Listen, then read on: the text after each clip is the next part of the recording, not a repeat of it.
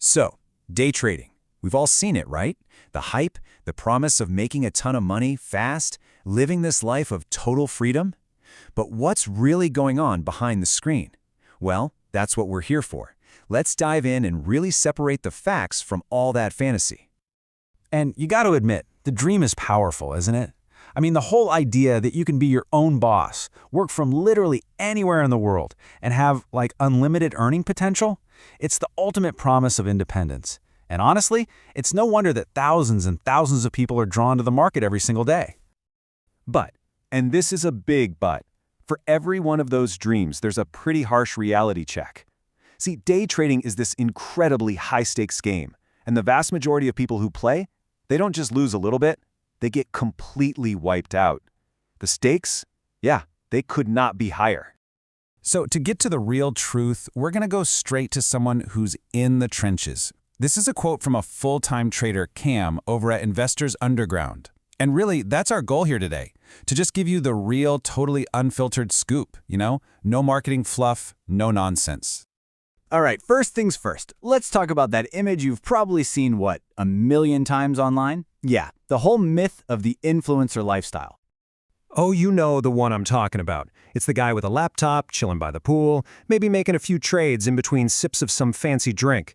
His Instagram feed is just a blur of private jets, gorgeous beaches, first-class everything.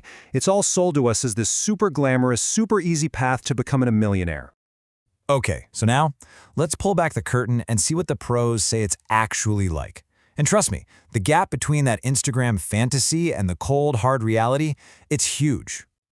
And this is what's so wild. The direct contrast. So that glamorous profession you see, in reality, it's just hours and hours of sweating in front of a bunch of screens. That easy money? Nope. It's an emotional roller coaster. We're talking pure ecstasy or complete agony. And that amazing dream of financial freedom? It's really just a cutthroat, high-stakes competition against some of the sharpest minds on the planet. And then there's this number. This is the one that just stops everyone in their tracks. 90%. That's the estimated failure rate for new traders who try to do this all by themselves. It is a brutal, brutal reminder of just how intense this whole game really is. All right, so let's move on and tackle the next big myth. This idea that trading isn't even a real skill. I'm sure you've heard this 1,000,000 times, right? Maybe you've even thought it yourself. Isn't trading just gambling? Aren't you just betting if a stock's going to go up or down? It's a question that traders get hit with constantly. But here's the thing. Experienced traders, they see it completely differently. In fact, they compare their #1 skill to something that, believe it or not, we all do in our everyday lives. This analogy from Cam is absolutely key. He says momentum trading, which is basically trading based on how strong a stock's recent trend is a lot like predicting the weather. Think about that. It's not about having some magic crystal ball, right? It's all about recognizing familiar signs and then acting on the probabilities. Let's break that down because it's a great example. Imagine you're at the beach, okay? You start to spot the signals. You see dark clouds rolling in. You can kind of smell that change in the air.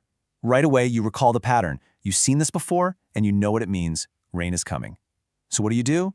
You act before everyone else. You pack up and leave the beach before that massive downpour hits and sends the whole crowd scrambling. You're already one step ahead. And that's the crucial point right there. The core skill of trading is pattern recognition. It's not gambling, because it's not just random luck. It's about using your experience to spot these high-probability scenarios, just like seeing those storm clouds, and then making your move before the rest of the market even knows what's happening. Okay, so we've busted a couple of big myths. We now know it's not nearly as glamorous as it looks, and it's not the same as gambling. So that brings us to the final, and maybe the most important, question of all. And it's not about how you trade, it's about whether you're even the right type of person for it.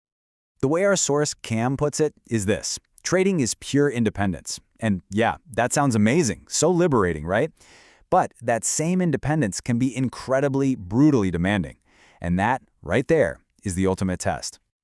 So what does that pure independence really mean? Well, it means there's no boss to tell you to get to work, there's no one looking over your shoulder, policing your decisions, making sure you stick to the rules you set for yourself. It is you and only you who's responsible for writing your own paycheck. And yeah, your earning potential is totally unlimited, but guess what? So is your potential to lose every single penny. And that right there is why the single most important skill in trading isn't picking the winning stock. It's risk management. It's about one thing: survival. It's the absolutely critical discipline of deciding exactly how much money you're willing to lose before you even think about placing a trade. This requires a massive, fundamental shift in how you think. See, new traders always ask, how many shares should I buy? They're focused on maximizing how much they could win. But professional traders, they ask a totally different question. How much am I willing to risk on this trade? They always start with the downside because they know that protecting their money is the only way they can stay in the game long enough to win. So, there you have it. That's the real story of day trading. It's a world with, yes, immense opportunity, but it's really only for a very select few. And that leaves us with one final question. And this one isn't about the stock market. It's about you. You're your own boss. You're your own employee. And you're your own safety net. The question is, are you really built for that kind of absolute freedom and that kind of crushing responsibility?